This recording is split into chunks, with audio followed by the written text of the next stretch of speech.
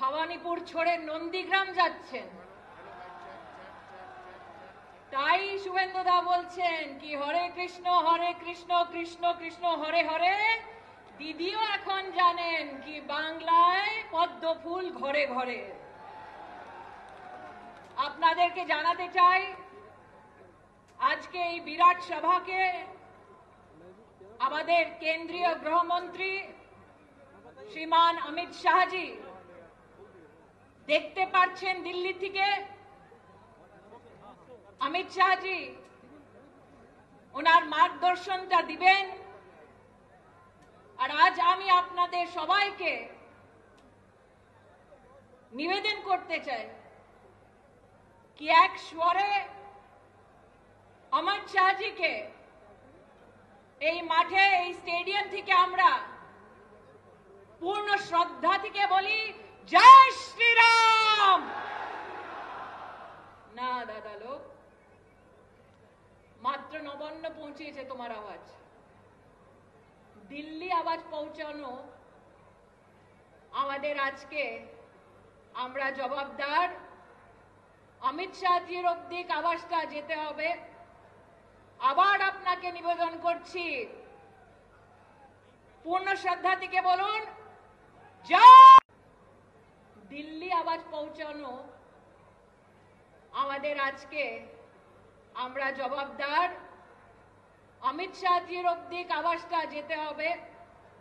আবার আপনাকে নিবেদন করছি পূর্ণ শ্রদ্ধা থেকে বলুন कार्यकर्ताओं की आपने बलि ली है। आज एक कार्यकर्ता की सौगंध जो राजीव ने कहा चुपचाप पौधो छाप एक कोने में आपको उस बलिदानी कार्यकर्ता के उस स्वर को सुनना पड़ेगा जो पश्चिम बंगाल को सोनार बांग्ला बनाने के लिए वर्षों तक संघर्ष करता रहा। और संघर्ष किसके किया? ताकि विकास की गंगा हर घर तक पहुंचे। हमारे नेताओं ने अपने उद्बोधन में सोनार बांग्ला के संकल्प को पूर्ण करने के लिए क्या क्या करेंगे आप सबके सामने उल्लेख किया। लेकिन आज मैं आपके सामने अपनी व्यथा को व्यक्त करना चाहती हूं। जब वैश्विक महामारी कोरोना ने देश के दरवाजे पर दस्तक दी तब देश के प्रधानमंत्री नरेंद्र भाई मोदी ने आह्वान किया राष्ट्र का और कहा हमारी राजनीति चाहे कोई भी रही हो लेकिन मौत मंडरा रही है सर पर। हमें एक ध्वज के नीचे एकजुट होना पड़ेगा ताकि गरीब से गरीब नागरिक का हम संरक्षण कर सके। और दिल्ली को করলে লকডাউনে লুট করেছে টিএমসি।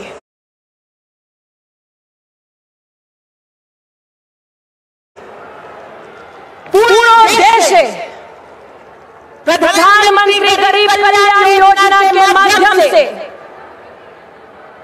80 कोटी लोगों के 8 मासे जोड़ने नरेंद्र मोदी 5 किलो चाल 1 किलो दाल दिए। और पश्चिम बंगाल लॉकडाउन टीएमसी चाल और दाल चूरी करेছে। देश भर में 80 करोड़ नागरिकों को प्रधानमंत्री जी ने राशन कार्ड के माध्यम से राशन दिलाने का एक प्रदेश की सरकार को निवेदन किया। और बांग्लादेश की করেছে রাশন কার্ড নয় কুপন দিয়েছে। কুপন কারা দিয়েছেন?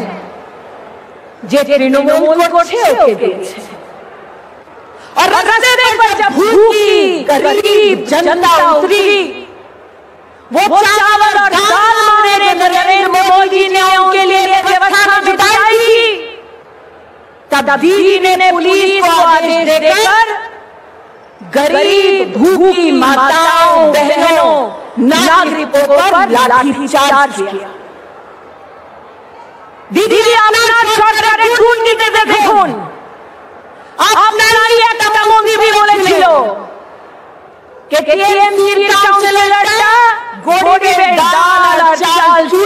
করছে আর আপনি কি করলেন?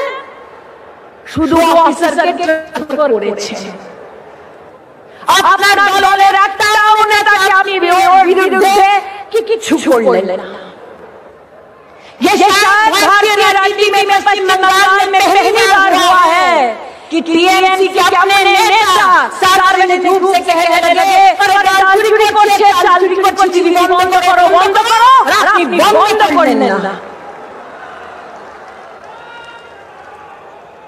আমি আজকে জিজ্ঞেস করতে চাই, গরিবের প্রতি এত অন্যায়টা কেন করলেন আপনি? শুভেন্দু দা, দিলীপ দা, রাজীব দা বলছিলেন আমরা এখানে শিল্প করব,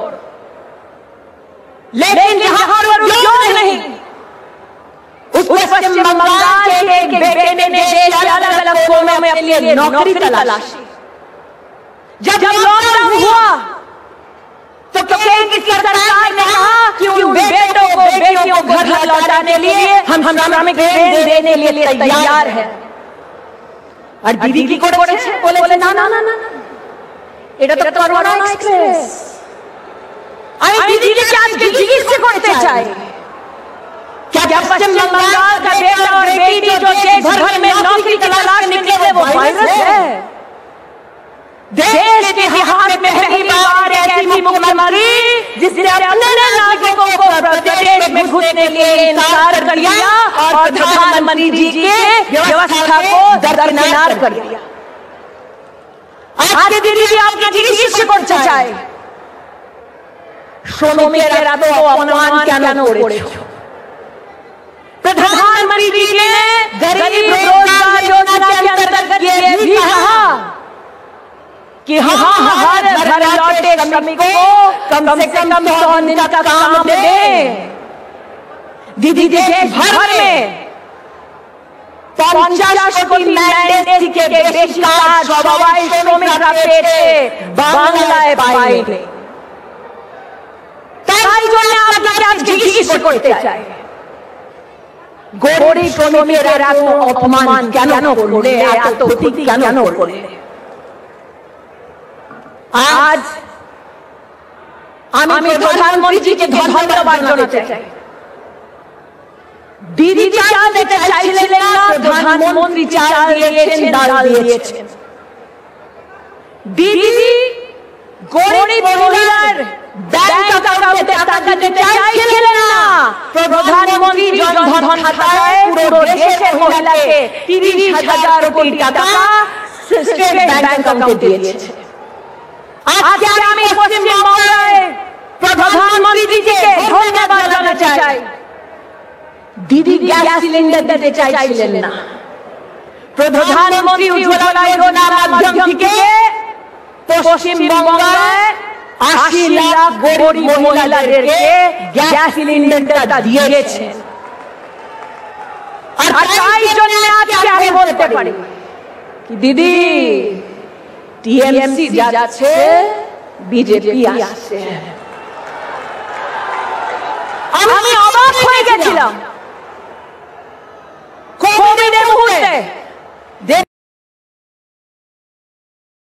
দিয়েছেন। আর তাই জন্য আজকে আমি বলতে পারি দিদি টিএমসি যাচ্ছে, বিজেপি আসছে। আমি অবাক হয়ে গেছিলাম কোভিডের মুহূর্তে দেবাশ্রী, দিলীপ দা বাড়ির থেকে বেরোয় নিজের ক্ষেত্রে গিয়ে জনতার হেল্প করতে চাইছিলেন। और दीदी तुम पुलिस करेছো? पहली बार देश की राजनीति में ऐसा हुआ कि जन प्रतिनिधियों को घर में बंद करवाया गया ताकि कोविड में गरीब जनता की कोई मदद ना कर सके। आज दीदी से पूछना चाहती हूं कि बंगाल की गरीब जनता से इतनी दुश्मनी क्यों पाल ली आपने कि गरीब तक ना जनप्रतिनिधि पहुंचे, ना रोटी पहुंचे, ना नौकरी पहुंचे? इतना बड़ा पाप क्यों किया आपने? मैं आज हर उस भारतीय जनता पार्टी के कार्यकर्ता और जनप्रतिनिधि का अभिनंदन और आभार व्यक्त करना चाहती हूं, जिसने भारत सरकार के साथ साथ संगठन के माध्यम से गरीब जनता तक मदद पहुंचाई। और बंगाल का वो दृश्य कोई नहीं भूलेगा, महामारी में जब गरीब नागरिक त्राहिमाम कर रहे थे कि हमारे परिजन सरकारी अस्पताल में कब गए कब मरे, दीदी ने इसकी भी खबर नहीं होने दी। हमारे परिजनों को शमशान घाट पहुंचा दिया, दाह कर दिया और हमें पता भी नहीं। दीदी आज क्या আপনাকে জানাতে চাই, আপনি এত মহাপাপ করেছেন, बंगाल की जनता आपको कभी उसके लिए माफ नहीं करेगी। और बंगाल ने मात्र कोविड की पीड़ा को नहीं सहा, अम्फान की जो चेतावनी केंद्र ने 11 दिन पहले दी, दीदी आपने उसको भी नहीं सुना। কে ভাবতে পেরেছিল কি কলকাতায় 7 দিন লাইট থাকবে না? কে ভাবতে পেরেছিল কি আমফানের পরে দুদু সপ্তাহ গ্রামীণ এলাকায় লাইট থাকবে না, জল থাকবে না? लेकिन दीदी आपकी वजह से ये हुआ। और जिस भारत की सेना को दीदी आप अपमानित करती रही, अंतोगत्वा वो सेना आई और दक्षिण कलकत्ता में जाकर जनता की उन्होंने मदद की। और আমি অবাক হয়েছি জেনে, দিদি মোদিজি আমফানের জন্য রাজ্যকে 1000 কোটি টাকা অ্যাডভান্সে দিয়েছিলেন, কিন্তু আপনার নেতারা পঞ্চায়েতের মাধ্যমে টাকাটা লুট করে দিল। আপনাকে জবাব দিতে হবে कि কেন লুট হয়েছে। आज इस मंच पे अमित शाह जी हम सबको बहुत जल्द संबोधित करने वाले हैं और मैं जानती हूं कि अमित शाह जी ने बंगाल की धरती से बार बार ऐलान किया, बार बार आग्रह किया, दीदी आप किसान सम्मान निधि का लाभ बंगाल के गरीब किसानों तक पहुंचने दें। আমি জিজ্ঞাসা করতে চাই, দিদি বাংলার কৃষকরা আপনার কি ক্ষতি করেছে? আপনি 2 বছর বাংলার কৃষককে কৃষক সম্মান নিধির লাভের থেকে বঞ্চিত রেখেছেন। অমিত শাহজি বারবার বলেছেন কি আপনি কৃষকদের তালিকাটা দিন, আমরা 24 ঘন্টা এক একটি কৃষকের ব্যাংক অ্যাকাউন্টে টাকাটা তুলিয়ে দিব, কিন্তু আপনি আজ অবধি তালিকাটা দিলেন না। क्योंकि दीदी ये जानती है कि टीएमसी में जब तक कट मनी नहीं आता है तब तक काम नहीं हो पाता है। और इसीलिए आज दिलीप दा कहते हुए मुझे अजीब लगता है कि आपके नेतृत्व में लोकसभा में जब यशस्वी परिणाम भारतीय जनता पार्टी को मिला प्रदेश में, तो दीदी का अपने कार्यकर्ताओं को पहला वक्तव्य ये था, हे कटमनी फिरत दाओ, कटमनी फिरत दाओ।